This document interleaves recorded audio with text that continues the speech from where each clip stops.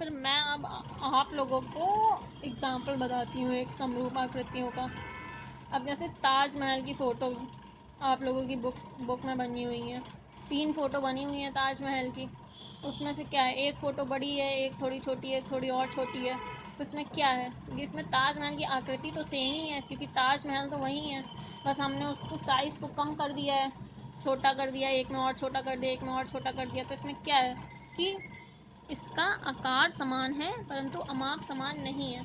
इसलिए ये जितनी भी फ़ोटोज़ हैं ये सब समरूप कहलाएंगी। समरूप को इंग्लिश में क्या बोलते हैं, सिमिलर फिगर्स। तो ये सब फिगर्स सिमिलर हैं, एक ही चीज़ के फिगर हैं, बस इसमें क्या उसको बोलते हैं स्केल फैक्टर। स्केल फैक्टर का यूज़ करके, जिसको हिंदी में बोलते हैं स्केल गुणक, स्केल गुणक का यूज़ करके फ़ोटो को छोटा बड़ा कर दिया गया हुआ है। हालांकि आपके लिए ये समझने के लिए एक अच्छी चीज़ है कि आपने जैसे ताजमहल की फ़ोटो छोटी बड़ी, तो क्या है, वो चीज़ एक ही है, उसकी आकृति एक ही है, परंतु उसका फ़ोटो का हम साइज़ तो कुछ भी रख सकते हैं, बड़ी फ़ोटो खिंचवा सकते हैं, छोटी की फ़ोटो खिंचवा सकते हैं। आप लोग भी कभी कभी आई कार्ड में लगवाने के लिए छोटी पासपोर्ट साइज़ फ़ोटो लगवाते हैं, कभी post card size photo, stamp size, ये सब साइज़ें तो सुने ही होंगे ना आप लोगों ने। तो अलग अलग साइज़ की फ़ोटोज़ खिंचवाते हैं, तो फिर पर वो सब होती क्या है, होते तो आप ही की फ़ोटो है, तो आकृति तो सेम ही होती है पर साइज़ अलग अलग हो जाता है, तो इसलिए उसको समरूप आकृति बोलते हैं। समरूप आकृति अब आप लोग अच्छे से समझ गए होंगे कि सिर्फ स्केल फैक्टर का यूज़ करके, यानी कि स्केल गुणक का यूज़ करके फ़ोटो को या चित्र के साइज़ को छोटा बड़ा करा जाता है। इसलिए ऐसी आकृतियों को क्या बोलते हैं, समरूप आकृति, और उनका आकार समान ही रहता है। अब इसमें जैसे कि आप लोगों के में एक क्रियाकलाप भी दिया हुआ है, इसे आप चाहें तो करके देख सकते हैं कि आपने एक क्या किया है, एक कार्डबोर्ड साइज़ का कुछ ले लिया है और उसको मेज़ पर उसके ऊपर बल्ब लगा दिया हुआ है। जब बल्ब की शैडो उस कार्डबोर्ड में पड़ेगी तो फिर उसकी परछाई जो आएगी वो उसके साइज़ से हालांकि थोड़ी सी बड़ी छोटी हो सकती है, पर वो उसके समरूप ही होगी। समरूप यानी कि जो उसके संगत कण होंगे और जो संगत भुजाएं होंगी वो सब करस्पॉन्डेंस में होंगी, वो संगताओं में होंगी। अभी ये सब की कंडीशंस मैं आपको बाद में बताऊंगी कि समरूप होने की क्या कंडीशन होती हूँ, अभी बताने वाली हूँ बस, ठीक है।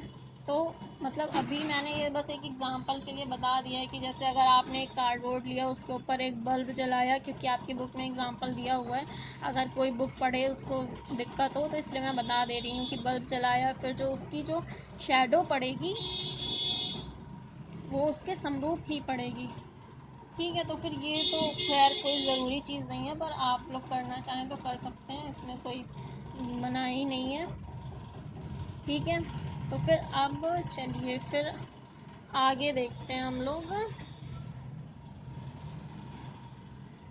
आगे। अब मैं आप लोगों को क्या पढ़ाऊँगी, कंडीशंस पढ़ाऊँगी समरूपता की। समरूपता जैसे कि ये हो गया, मैं सबसे पहले आपको क्या बताऊँगी, चतुर्भुज, एक चतुर्भुज की कंडीशंस बताऊँगी। जैसे मान लीजिए ये एक चतुर्भुज ये हो गया और एक चतुर्भुज ये हो गया, ठीक है। इसको मैं नाम देती हूँ ABCD, इसको नाम देती हूँ PQRS। अब क्या होगा कि अगर आपका ये समरूप है तो फिर इसकी क्या कंडीशंस होनी चाहिए। ये जो संगत कोण है, संगत कोण यानी कि ये जो बराबर में आते हैं, जैसे A के संगत में P आता है और B के संगत में Q आता है, C के में R आता है, D के में S आता है। जैसे जो मैंने आपको एक क्रियाकल्प बताया था कि आप कार्डबोर्ड लेके उसकी परछाई अगर देखेंगे, जैसे आप मान लीजिए आपने ये कार्डबोर्ड लिया था, ठीक है, अगर ये मैंने डैश डैश लाइन से उसकी परछाई बनाई हुई है, ये कार्डबोर्ड लिया था ABCD और ये डैश से परछाई बनाई हुई A dash B dash C dash D dash, तो ये इसकी परछाई है, तो ठीक है। तो इसके उसी प्रकार से क्या होगा कि अगर ये दोनों समरूप हैं, ये हमें पता है, ये मैं आपको बता चुकी हूँ कि अगर कोई कार्डबोर्ड है उसी की, क्योंकि जो लाइट है वो तो सीधी दिशा में ही चलती है, स्ट्रेट लाइन में ही चलती है लाइट। इसीलिए जो भी बल्ब यहाँ पे आप लगाएंगे, बल्ब मैं ऐसे बना दे रही हूँ बल्ब, उससे यहाँ पे इसके नीचे जो परछाई बनेगी, इसकी ये जो शेडो है, ये शेडो है, ये इसके समरूप होगी। समरूप का एक मतलब ये भी होता है सिमिलर फिगर, सिमिलर फिगर या समरूप आकृति। ठीक है, ये आपको दिख रहा है कि नहीं? हाँ, ये समरूप आकृति हो गई। तो अब इसमें क्या होगा, इसमें कंडीशन एक ये होती है कि angle A equal to angle A dash, ये दोनों कोण बराबर होंगे। Angle B equal to angle B dash, angle C equal to angle C dash, angle D equal to angle D dash. मतलब इनको क्या बोलते हैं, इनको बोलते हैं करस्पॉन्डिंग एंगल, और इंग्लिश में बोलते हैं करस्पॉन्डिंग एंगल, हिंदी में बोलते हैं संगत कोण। तो जो संगत कोण हैं वो दोनों बराबर होंगे अगर समरूप फिगर है। तो एक ये कंडीशन आपकी बहुत इम्पोर्टेंट है, इसको याद रखना होगा, समरूपता की कंडीशन है ये। और एक कंडीशन आती है संगत भुजाएं, संगत भुजाओं का रेशियो बराबर होगा। मैं इसको लिख देती हूँ, जैसे कि ए, ये भुजा हो गई एक, ये इसके संगत भुजा ये हो गई ए डैश बी डैश, ए डैश बी डैश। फिर एक ये हो गई बी डी, इसकी संगत भुजाएं हो गई बी डैश डी डैश। एक ये हो गई सी डी, इसकी संगत भुजा हो गई सी डैश डी डैश। फिर एक हो गई ए सी, इसकी संगत भुजा हो गई ए डैश सी डैश। अब ये कंडीशन हो गई, ये कंडीशन कोण के लिए हो गई और ये भुजाओं के लिए। ये दोनों कंडीशंस जब पूरी होंगी तभी कोई भी आकृति समरूप होगी। इनमें से अगर कोई एक भी कंडीशन, इनमें से अगर कोई एक भी कंडीशन नहीं पूरी हो रही है तो उसको समरूप आकृति नहीं बोलेंगे। अगर ये दोनों ही कंडीशंस हैं तभी समरूप आकृति होगी। अगर मान लीजिए ये कंडीशन हो गई, चलिए आपकी सेटिस्फाई, और ये नहीं हो रही है तो फिर इसका मतलब वो समरूप आकृति नहीं है। फिर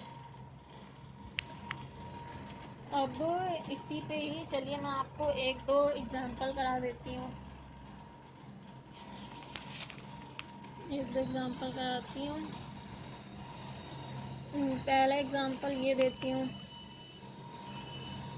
ये चतुर्भुज है, एक चतुर्भुज बना रही हूँ, इसका दे रही हूँ।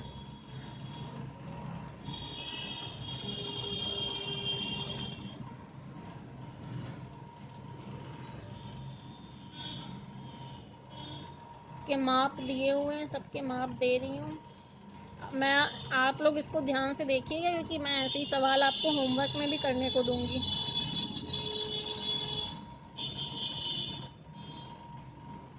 तीन सेंटीमीटर हो गया, ये 5 सेंटीमीटर है, ये 4.8 सेंटीमीटर है, ये 4.2 सेंटीमीटर है, ये 85 डिग्री हो गया, ये 70 डिग्री हो गया, और ये 100 डिग्री हो गया, और ये 105 डिग्री। अब हम इसका नाम दे देते हैं A B C D P Q R S. अच्छा हाँ, और पिछले में मैं आपको एक चीज़ बताना भूल गई थी, जो मैंने आपको ये बताया था, जो मैंने हाँ यहाँ पे चतुर्भुज बनाया था, किस लिए बनाया था, जिस तरह से आपको मैंने ये तो बता दिया था कि जो ये कार्डबोर्ड है उसकी जो शेडो बनेगी वो समरूप होगी, वो तो मैंने आप लोग को बता दिया था। पर उसी प्रकार इसमें क्या कंडीशन होगी, उसी प्रकार कंडीशन इसमें इस चतुर्भुज में भी हो जाएगी कि एंगल ए बराबर एंगल पी, एंगल ये सारे इसके भी समरूप संगत कोण बराबर हो जाएंगे। एंगल बी बराबर एंगल क्यू, एंगल सी बराबर एंगल आर, समझ में आ रहा है ना सबको, एंगल डी बराबर एंगल एस। क्योंकि अगर आप इसको मान लीजिए ये अभी ऐसे अलग अलग बना हुआ, आप इसको इसके ऊपर रखेंगे तो क्या होगा, ए के ऊपर पी आएगा, डी के ऊपर एस आएगा, बी के ऊपर सी आएगा, सॉरी बी के ऊपर क्यू आएगा, सी के ऊपर आर आएगा। और ऐसे ही भुजाओं में भी ऐसी कंडीशन हो जाएगी, ए डी के ऐसे रख देंगे अगर इसके ऊपर तो क्या होगा, क्या होगा, AD हो जाएगा PS के बराबर, और AB हो जाएगा PQ के बराबर, BC हो जाएगा QR के बराबर, CD हो जाएगा RS के बराबर। ये कब होगा, जब ये दोनों चतुर्भुज समरूप हैं तभी होगा। समरूप त्रिभुज के लिए कंडीशंस बता रही हूँ मैं, समरूप या फिर सिमिलर फिगर। ठीक है, वैसे आपको इंग्लिश में देने की ज़रूरत नहीं, पर मैं बता दे रही हूँ एक बार कि कहीं कोई आपसे कुछ पूछे तो फिर आपको पता हो। ठीक है, तो फिर आप लोगों को समरूप चतुर्भुज की कंडीशन तो अच्छे से समझ में आ गई होंगी कि समरूप आकृति किसे बोलते हैं। सारे एंगल बराबर हों, संगत कोण बराबर हो और संगत भुजाओं का रेशियो बराबर हो। अब चलिए, अब मैं एग्जाम्पल करा रही थी आप लोगों को कि कैसे चेक करें। अब जैसे आपको ये दो चतुर्भुज दे दिए गए हैं, आपको इसमें चेक करना है कि ये समरूप है कि नहीं। आप लोग याद करिए कि जो मैंने अब आप लोगों को कंडीशन बताई थी कि संगत कोण बराबर होने चाहिए और संगत भुजाओं का रेशियो बराबर होना चाहिए। तब कैसे निकालेंगे संगत कोण, तो आपको दिख रहा है angle A angle P equal है। ठीक है, ये हो गया 150 डिग्री 5 डिग्री, और एंगल B एंगल Q बराबर है 100 degree, angle C angle R बराबर है 70 degree, angle S angle D बराबर है 85 डिग्री। तो ये एंगल यानी कि कोण वाली कंडीशन तो बराबर हो गई। अब दूसरा भुजाओं वाली क्या कंडीशन मैंने आपको बताई थी, याद करिए। मैंने क्या बताया था, AB अपॉन PQ। सब में ABCD PQR नहीं होगा, आपको ये नहीं रट के जाना है। कभी कभी ऐसा भी कर सकते हैं कि ABCD इधर दे दिया, P इधर दे दिया, मान लीजिए P इधर दे दिया, Q इधर दे दिया, R इधर दे दिया, S इधर दे दिया। तो आपको रट के नहीं जाना है, आपको याद रखना है कि संगत भुजाएं मतलब कि जो साथ में भुजाएं आ रही हैं। जैसे आपने इस फिगर को इसके ऊपर बना दिया, आपको रट के नहीं जाना है कि AB और PQ। ज़रूरी नहीं कि हर बार PQ इधर हो, कभी कभार जैसे मैंने यहाँ पे P डैश S डैश लगा दिया है, तो इसमें क्या हो जाएगा, इसमें क्या कंडीशन बन जाएगी, AB upon P dash S dash. मतलब इसको नामकरण तो कुछ भी कर सकते हैं, आपको वो नहीं याद करके जाना है, आपको समझ के जाना है। समझ में आ रहा है ना सबको, AB upon P dash S dash, BC upon P dash Q dash, और CD upon Q dash R dash, DA upon S dash R dash. इसमें कोई भी चीज़ आपको समझ में ना आ रही हो तो फिर मुझसे पूछ सकते हैं, आप लोग मैसेज कर दीजिए ग्रुप पे, या फिर मुझे पर्सनली भी मैसेज कर सकते हैं, या फिर कॉल करके पूछ लीजिएगा। अब ये कंडीशन चेक करते हैं, ये तो हमें कंडीशन पता है, अब इसमें क्या कंडीशन चेक करते हैं। चलिए देखिए, AB कितना दिया 1.5, P डैश S डैश ये कितना दिया हुआ है 3, ये कितना है 1/2।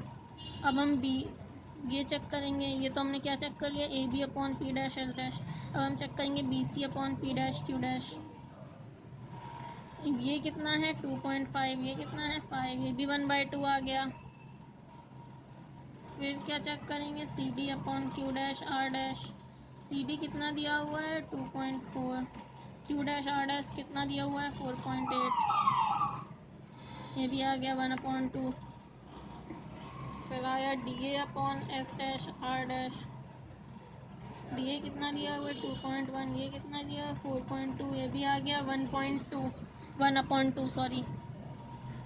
अब आप क्या देख रहे हैं कि चारों बराबर आ रहे हैं, इसका मतलब क्या है कि ये चतुर्भुज समरूप है। ये तो आपको पता चल गया। ये क्वेश्चन एक आपके लिए इम्पोर्टेंट है, इसको अच्छे से समझिएगा, क्योंकि ये चतुर्भुज का भी आप समझ लेंगे तो आपके लिए त्रिभुज का करना बहुत आसान हो जाएगा। ये चतुर्भुज का, अगर चतुर्भुज का आपको समझ में आ गया, त्रिभुज में तो त्रिभुज में भी ऐसा ही होता है, उसमें बस 3 कोण होते हैं और 3 भुजाएँ होती हैं, उसका भी सेम ऐसे ही होगा।